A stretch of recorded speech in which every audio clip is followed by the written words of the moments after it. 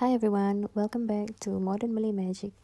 It's been some time since I did one of these, but I saw a whole bunch of things on Instagram, so I thought I'll go through it. First, we have Hari Ati Lila. This is how you can know if you have been hit by magic. So what you need to do is press the center of your palm and then recite these three phrases: Ya Batin, Ya Muadhin, Ya Safilin, Ya Safilin. And then if you feel pain, then you know that something has been done to you. Someone sent a charm on you. Next, we have from adwgunawan.id. Be careful when joking with or about babies. So he tells a story of how one of his clients, so he's a hypnotherapist, and then one of his clients, when he was young, his family used to joke like, oh, he will never amount to anything.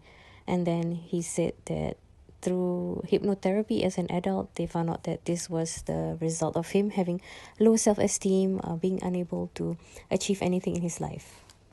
Next, we have Eri Abdul Rahim.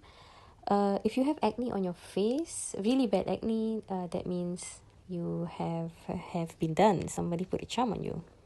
Next, we have from Dapur Zana. Be wary when you see these characteristics in your children or your spouse or even in yourself. And two characteristics, she says, are one is the inability to wake up early in the morning, because this is a sign that you're using day and night for the wrong reasons. Day should be used for work and then night should be used for rest. And the second characteristic is spending too long in the bathroom, because the bathroom is a place where jinn and shaitan like to visit, so don't spend too much time in there. Next, we have, this is an ayat or a phrase that you can use to make, if anybody has sent any black magic on you, you will send these jinn running, terkentuk-kentuk lari. They will run so fast that they fart. And so if you, in the video, you listen to what he's reciting, and then whatever jinn in your body will run away in total fear. Next, from Sahabat Weton, this is an azimat or a charm against a weapon, to make a weapon dull or blunt. But be careful, don't use it in the wrong way. Next, from Pusat Terapi Ruqyah Al-Hufaz. So this is a company that does Ruqyah or Islamic-based healing. And in this video, he is undoing a tangkal or a kind of amulet. So he says first you should spit on it and recite something, and then cut it open and recite this sentence in order to negate the spell.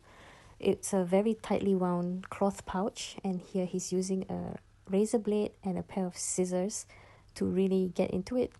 And inside, it's a very tightly folded piece of paper called a mantra, or kind of a, in English, just a charm. And when you're done, you should, once you've undone the mantra, you should burn or throw it into a flowing river. Next, we have from Dulu Weton. This is also a charm to bring in abundance. Can also be used at your shop in order to make brisk business. Next one from Eddie Kayusuf. He's saying if you go fishing and you see something, and then don't be a busybody. Don't open it. If you go and open it, whatever is inside will think that you are its new owner, and it will follow you home. So I assume he means something like we saw in the previous slide about a tangkal or a kind of charm or amulet. Don't leave it alone. If you find something, don't open it. Otherwise, you'll bring it home with you. And then you need to call this guy for help.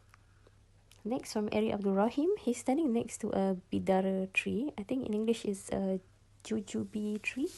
And its leaves are used in funeral proceedings. So nowadays they are just dried and made into a powder, and you can just buy the powder and use it. So this cedar tree or bidara has been used in many of these healing. Next, we have Pakman 0305. He shows a client that has susuk in his forehead. It's a man, and he is trying to take this golden needle out of his forehead. And invariably, they always show like it's very difficult to take the needle out. That could be because it's been there for some time and there's scar tissue.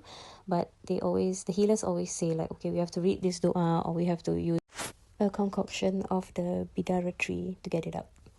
Next, from Pendekar Langit Official. These are the signs of black magic. If animals and insects come out from their nests, for example, your house is swarmed by mice, snakes, grasshoppers, ants, and so on. Next, from Ari Abdul Rahim again. The jinn will become very thin if you read this dua. So it's funny how jinn they are supernatural, but they also have bodies, so they can have diarrhea, they can fart, they can also, in this case, become very thin in terms of like they are physically suffering. Okay, last one from Bakso Kampung Gu.id and Chef Harry. This is something you can practice to prevent from any interference by jinn when you are cooking.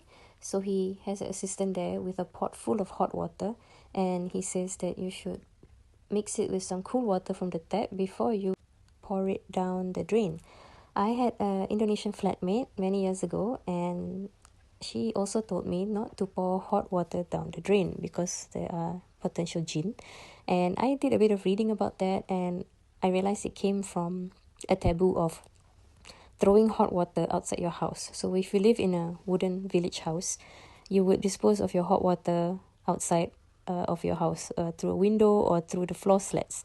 And of course, this would be dangerous because it's hot or boiling water, right? You might hurt an animal or a person. So I think it got extended to when we became modern and urban and had sanitation and proper sewage, that it also extended to not pouring hot water down these drainage as well.